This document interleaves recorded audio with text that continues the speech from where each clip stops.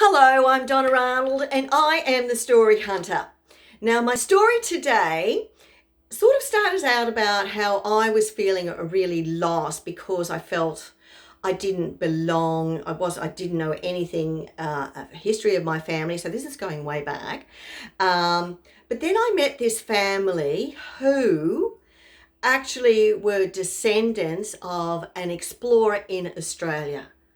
Wow. I just thought, you lucky people. So anyway, before I go on with more about his story, just a little bit about me. As I said, the story hunter. I love family trees. I love finding out where you came from, where I came from, little bits of information to marry up. And this information comes in so many ways. It can come in photographs.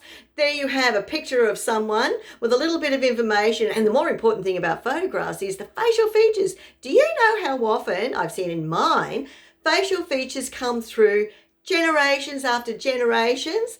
I'm absolutely amazed because there's so many more people in the mix. So you've got newspaper clippings now. Way back then, newspapers weren't, nothing was private. All your information went up there. I've got one of my ancestor who actually had a divorce and the whole story, really? But anyway, there's newspaper clippings. Census in the UK. Census have been going for hundreds of years. So you can also see copies of registers in for christenings and weddings, bands, and death certificates. There is lots of way to get information to create. So it's like a treasure hunt. You get a bit here and a bit there, and there's twists and turns. It doesn't happen just like that. Like the movies, when you see the pirates looking for treasure, they don't find it 2 minutes, 20 minutes into the movie. It takes ages and they do the same thing, and there's dead ends and there's clues and tips, and that's what it's like. So I enjoy doing mine, but I love doing others as well. I love watching that show on TV, finding out the celebrities' ancestors. It's amazing, the stories that come with where your family has been and what they've done, the towns they live in. My intention then is to find these towns and then travel across to those towns, villages, and have a look around and feel they've walked on the same property and places that I have. Go to the churches, because over in the Europe, there are churches there where your ancestors were born, and I just love the idea of finding them in a register. So that's what I'm about, and I would love to help you. So if you're interested in wanting help, you're stuck, you can't get started, or you've come to roadblocks and you've just dropped it because it's all too hard, that's what I'm about. I've had so many people ask me to help them for the same reasons, and that's what I want to do. I can help you. It's your journey.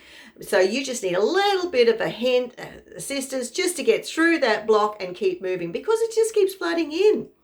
So if you're looking for some help, please contact me. If you're on Facebook listening to this, just send me a message or a comment, and we'll be in touch. We'll work out a way and we'll have a chat to see if I can help you too. Now, back to this family who had an Australian explorer as one of their ancestors. Well, the explorer's name is William Landsborough. And when he arrived in Australia, he spent a bit of time in Sydney, and then he decided, no, he's going up to meet his family, his brothers who are up in sort of near central Queensland, as in on the coast. So there he actually had assisted with land. He bought a fair bit of land, and what he did, as a habit of his, he actually explored his land thoroughly, because we're looking at, off the coast. So it's new country. So he did a lot of exploring, a lot of mapping of his land and around the regions of his land as well. He developed a reputation as a great explorer. So he was there in the period of time with Burke and Wills. So we're talking about 1850s, something like that. So what happened was, when Burke and Wills disappeared, because remember, they went from Victoria and they were going to find the top of Australia. And what happened is they disappeared, and they were around the Queensland area. So William Landsborough was asked by the Victorian government to go and help find them, please.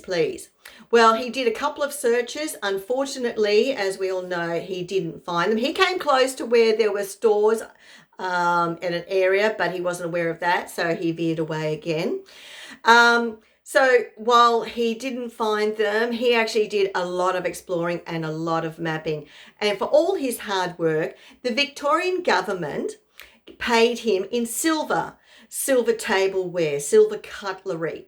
And it was just amazing. Now, this family that I actually knew, I used to dine there, and on special occasions, that same silver would come out for special occasions. So I've dined on the cutlery that William Landsborough, an Australian explorer, actually was given way back 100 odd years ago, or 100, where are we? 100 odd years ago, 150 years ago. So I was just fascinated by that, and I thought, these people have this guy in their history. How wonderful is that? Well, that's my story anyway about a friend of mine with their ancestors. I hope you enjoyed it. If you want more, please listen in again. Otherwise, go to the YouTube site. There are lots of stories there. Thank you so much for listening. I hope you have a wonderful day. See you next time. Bye.